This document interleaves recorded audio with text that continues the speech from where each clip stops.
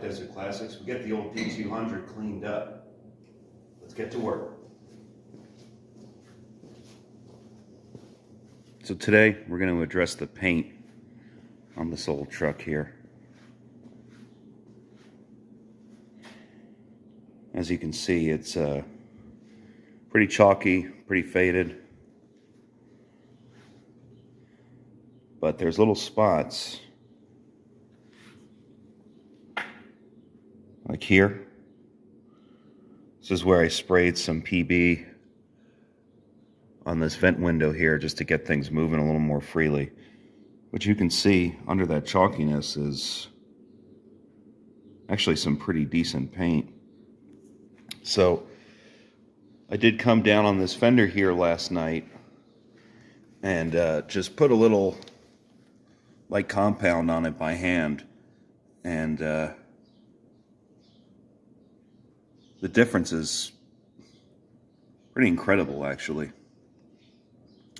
So a few other things I did off camera last night just to get us ready for today was pull those West Coast style mirrors off, just because they were in the way and they were only held on by a handful of screws and were getting ready to fall off anyway. I pulled the grill just to make it a little easier to polish around the edges of the fenders and on this panel here. The grill itself needs quite a bit of work. We might try to save it, or I may try to find another one. I'm not really sure yet. But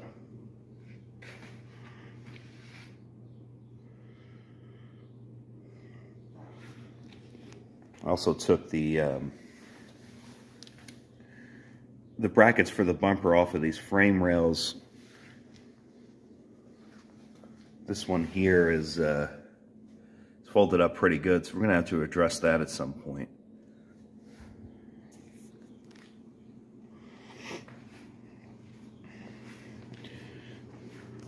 We're also going to do the interior.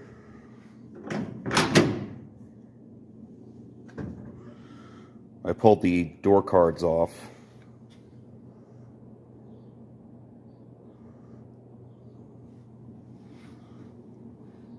I mean, as you can see, it's pretty dirty.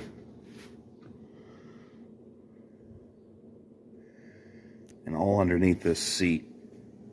Let me show you guys. Let's see. There's a whole bunch of junk under there. Mouse turds, garbage, pieces of foam, all that good stuff. So we're going to work on getting this looking a lot better.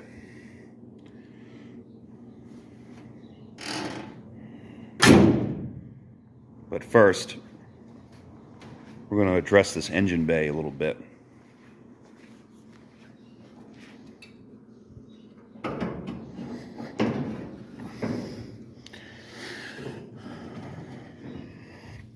So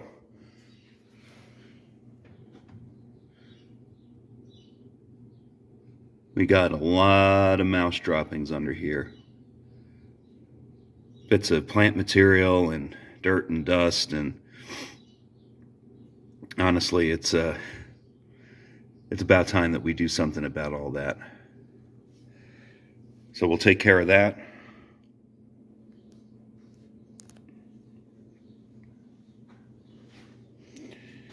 And if we have time, I've got a new set of plug wires and a new distributor cap that need to go on. So we'll see if we can get that done today as well.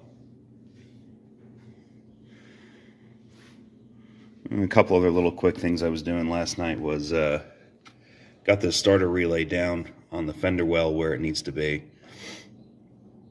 And started getting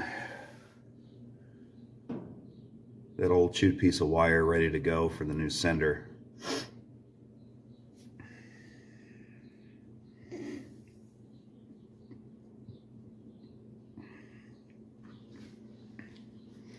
But I'm honestly really excited to see the transformation that this truck is going to go through today.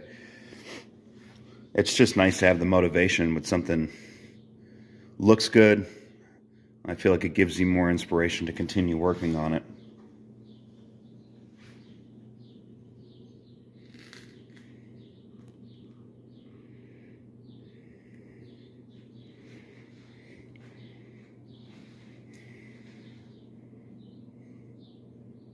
Let's see what we can do.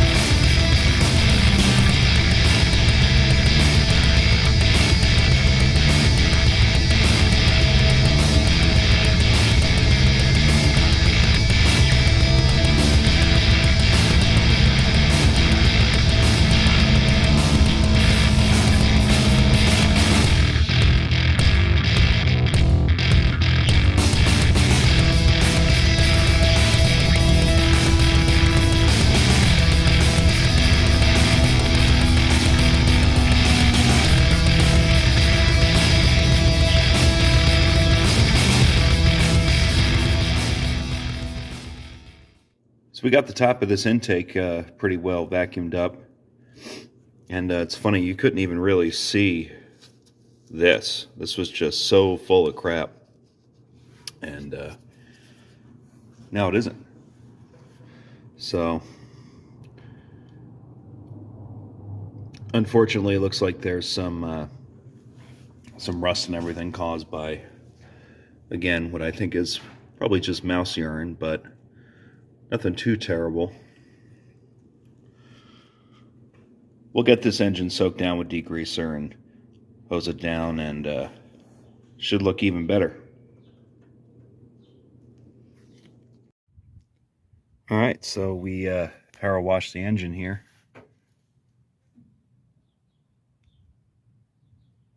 Had about 3/4 of a can left of degreaser.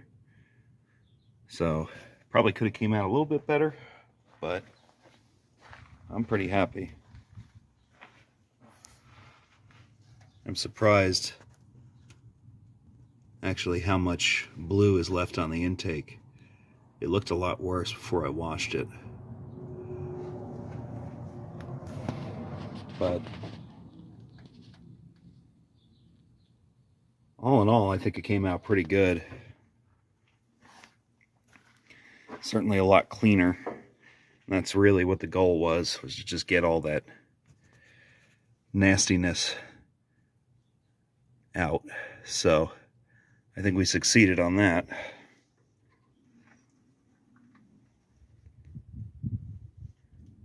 Now on to the body.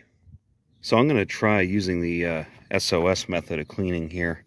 I've seen a lot of other guys on YouTube have success using these things. So we're going to start from the top down, and we'll see if we can get rid of this chalkiness here. And one thing I noticed was you can barely make it out. I don't know if it's going to show up on camera, but there is some writing on this door. Now, I don't really know much about the history of this truck, but it looks like it may be old writing for a business or for some kind of maybe government agency. I'm not really sure. So I'm hoping I can bring that out a little bit more and we can get a better look at it. So got my cheap Harbor Freight power washer here. Seems to do pretty good. And let's see what we can do.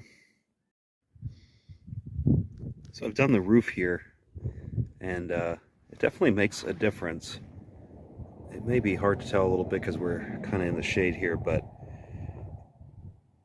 it didn't necessarily put much of a shine on the paint, but it definitely improved this sort of white chalkiness that's sitting on top of the paint. But we're going to polish this thing anyway and hopefully bring some more shine back into it. But this was just with one SOS pad, and I did the whole roof. So I'm figuring I'm probably going to use maybe one per panel. That kind of sounds reasonable to me. So we'll keep going. So I got another update for you guys here. I managed to get one side of the truck completely done with these SOS pads. So just kind of want you to take a look here. Now, obviously this is the side I didn't do. Very chalky. All kinds of handprints and all that stuff. So here's the half that we did do.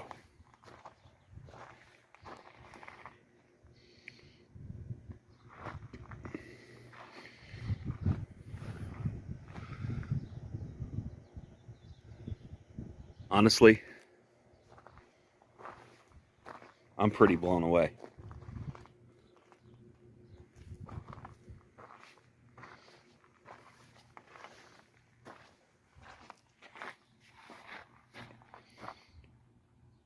I mean, look at that difference. It's pretty incredible.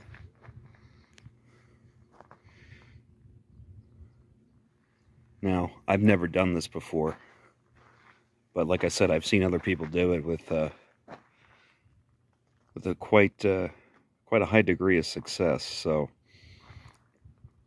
all I did was kind of just, take my time, go in circular motions with the pad, keep it wet, and I mean, look at this.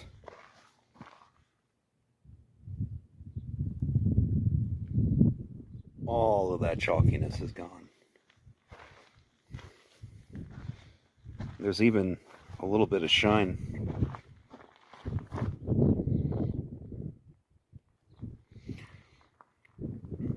Honestly, I was a little nervous about putting a lot of deep scratches in the paint, and that really wasn't the case. I mean, there's a lot of little light surface scratches, which you would expect. I mean, it is still steel wool, although it's very fine. But I mean, kind of speechless.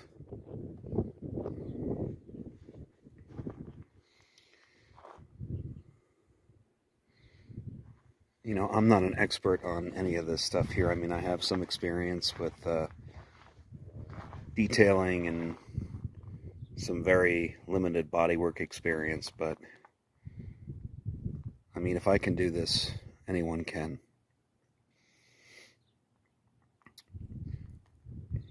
I mean, the one thing I'll say as a word of advice is you got to keep those pads clean.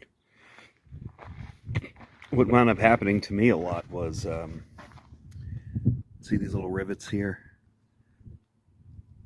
Obviously the truck used to have molding that ran up and down that belt line, but they're long gone now. But it would snag on that molding and fall into this. So anytime one of these things hit the ground, it was game over. I would just grab a new pad and start fresh. But yeah, I would say cleanliness is definitely going to be your best friend when working with this SOS stuff. But wow, you can almost leave it.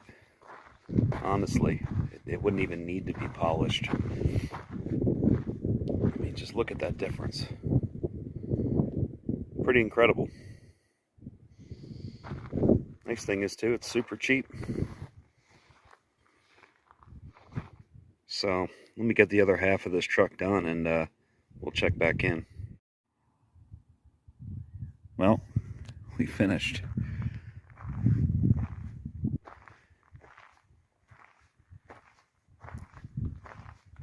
And I gotta say, I really am extremely, extremely pleased with these SOS pads.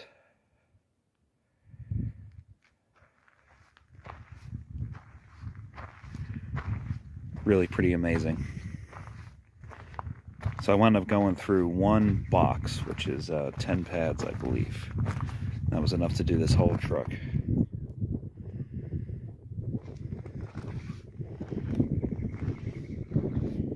What I mean,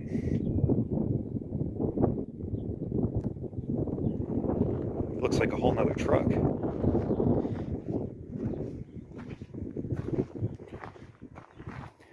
A little bit labor intensive. Took me, well, probably about 4 hours. But man, it was worth every single second.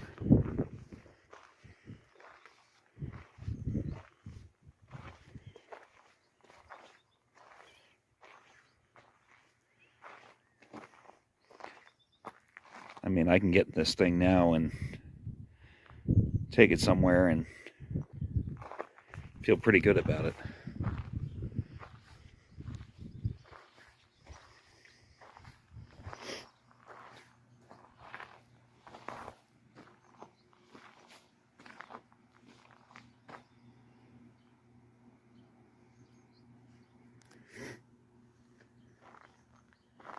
Pretty amazing turnaround from how it first looked when we got it. I mean, this truck deserves to be driven and enjoyed and back on the road.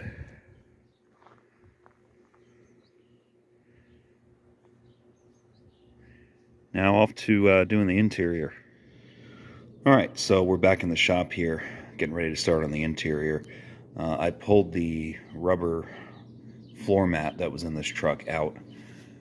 I just wanted to kind of get an idea of what we were working with as far as the floors were concerned, and yeah,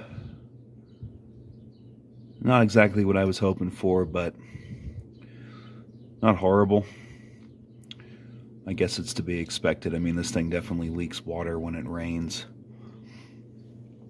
At least they're not totally disintegrated. But I do have what looks like a crack, which is kind of weird, down by that seat bracket. So I may or may not try to patch that, as well as the other parts of the floor that need attention. I mean, the body mount, it's kind of doing something. Obviously, you can see this truck used to be blue. It was repainted green, God knows how long ago. But transmission tunnel looks good. All up in here looks pretty solid. Now, I was wondering if you guys maybe knew what this was right here. It almost looks like a floor starter, which I thought by 1970 they would have just gone to starting off the key. Doesn't really seem like it does anything. Like, doesn't feel like there's a switch in there. I don't know if it's like a footrest. Kind of weird. So if you know what that is, let me know. I also pulled the bezel off for the gauge cluster here. It's actually broken.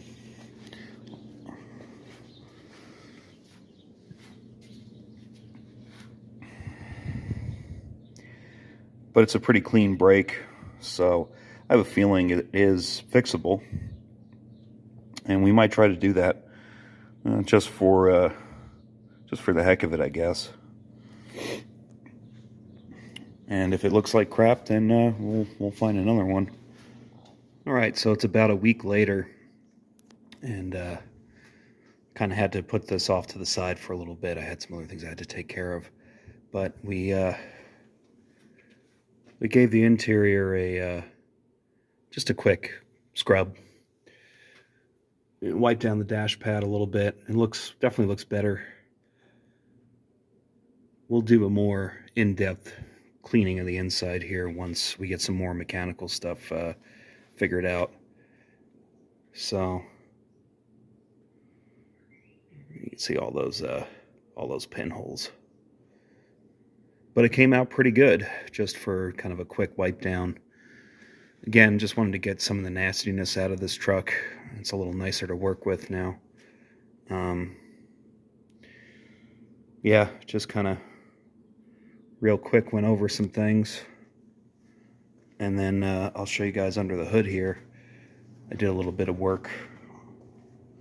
So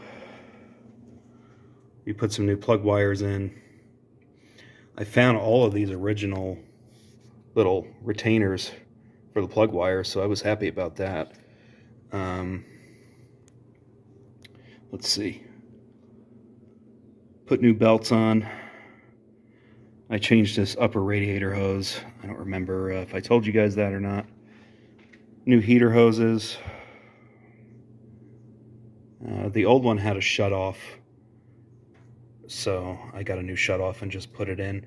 I just finished running this truck because I also replaced the lower hose. Oh, sorry. So we got a new lower hose on there. New vacuum line from the booster. New vacuum line from the carb to the distributor. New vacuum line up to the choke.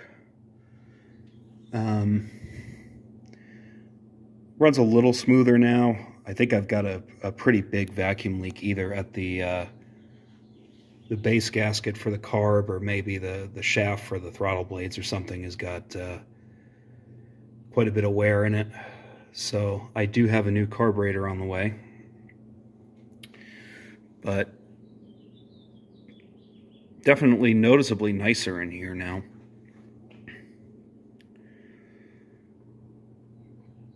Put a new cap on as well.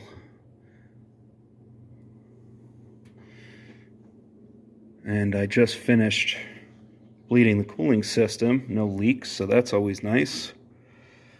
And this truck's been shut off maybe 3 or 4 minutes, and not really any blow-by coming out of that, so that also makes me happy. Oh, and I mean, I'm going to clean this wiring up eventually, but I did put the new sender in down there. It does show a very optimistic reading on the oil pressure gauge. It's almost all the way to the max. So there's no numbers, unfortunately. It's just lines. But it's doing something. I did try just reusing the old one, and it would kind of just go like this, down to the minimum, do this, sweep all the way to the top, do this, sweep all the way back down. So that thing was shot. But what are you going to do? It wasn't very expensive to put a new one in. But yeah, so we've got still quite a bit to do on this thing. So like I said, I've got a carburetor for it on order, just a replacement exact carburetor for this application here. We got to do brakes. Got all the brake parts I think I'm going to need. Try to fix some cosmetic stuff like that bezel that was broken in half. Maybe I'll try to glue that back together. I did get a lead on a front bumper and possibly a grill, so when I have time I'm going to go check them out. It's through a friend of mine, so they shouldn't be going anywhere. Apparently he's owned a few of these trucks and I didn't even know that. But yeah, I mean, we're getting there. Scrubbing down all that paint really was a nice way to inspire me to continue further. But I mean, it's in the shop, so. Oh, got a new fuel cap for it as well. The old one was MIA. And I'm going to show you guys something too. Just hang on one sec. So I was perusing good old eBay, hopefully trying to find some emblems, and I did. So these are the correct emblems for this truck. It is a custom trim level. It is the 200 3/4 ton truck. and while they're not in the best shape, they kind of match the rest of the badging and everything on the truck, so kind of give you guys an idea. So, oh, hold on, that one's got the nuts on it, so we'll kind of just stick that there. Pretty cool. As far as the trim for this truck that goes down, you know, all the side moldings and everything, I don't think I'm going to pursue finding those. Eventually I will be selling this truck, so the next owner can try to hunt that stuff down. I will try to find the correct side marker lights that are missing here. If not, I'll find something that's at least close. I got to get taillight lenses. One of the bezels around the taillight in the back is broken from when it was backed into, and the wind's kicking up. But yeah, it's coming together little by little, piece by piece. But anyway, hope you guys are enjoying this. It's been pretty fun for me. This is actually my first revival. So I've been watching guys do it on YouTube for, man, quite a long time, years really. And it's nice to finally have the opportunity to do one myself. And we have some other projects here. We got this guy here, 56 Plymouth Belvedere. We've got my 76 Olds Delta 88. And outside I've got an old Ford 800 tractor. So we've got some stuff to keep us busy here. But at any rate, thank you so much for tuning in, guys, and we'll see you next time. Bye.